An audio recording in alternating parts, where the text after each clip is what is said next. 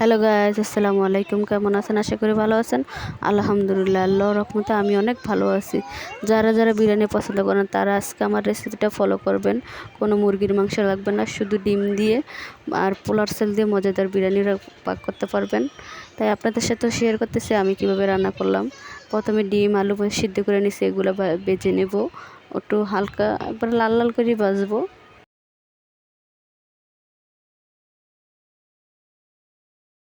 এখন ডিমগুলো ভাজা শেষ, আলু ডিম তুলে নিলাম। এখন কড়াইয়ের ভিতরে পেঁয়াজ বাটা, রসুন বাটা, আদা বাটা সব কিছু দিয়ে দিব।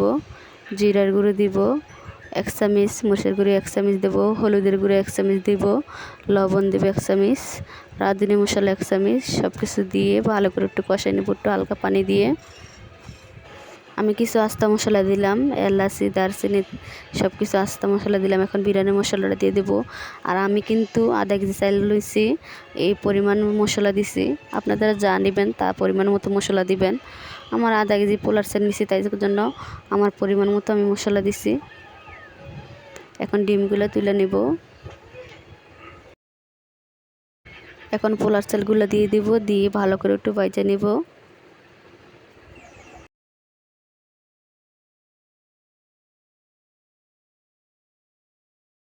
এখন ভালো করে ভেজে নিলাম। ভেজে এখন পরিমাণ মতো পানি দিয়ে দিব। আমি 2 মগ পানি দিয়ে দিছি। আমি আধা কেজি চাইলে 2 মগ পানি দিছি। আপনারা যত চাল লন, 1 কেজি লন, 1.5 কেজি লন, পরিমাণ মতো পানি দিয়ে দিবেন।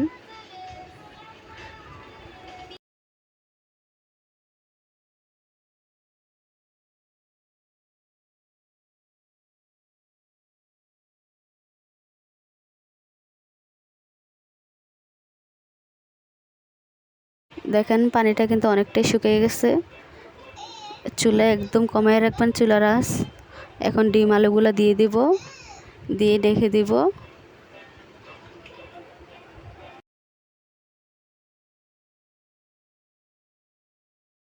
দেখেন বিরিয়ানিটা কিন্তু হয়ে গেছে, এক পটও নিচে দিয়ে বাজে নাই, অনেক সুন্দর হয়েছে। শুধু পানির আন্দাজটা বুঝলে হয়, তাহলে বিরিয়ানি অনেক সুন্দর হয়। এখন আমি ম্যাগি মশলা দিয়ে দিলাম উপর দিয়ে। আপনারা দিলেও পারেন, না দিলেও পারেন, এটা আপনাদের ইচ্ছা। আমি আমার মন চেয়েছে তাই জন্য দিয়ে দিলাম। বিরিয়ানি মশলা দিলে ম্যাগি মশলা লাগে না, তো আমি দিয়ে দিলাম।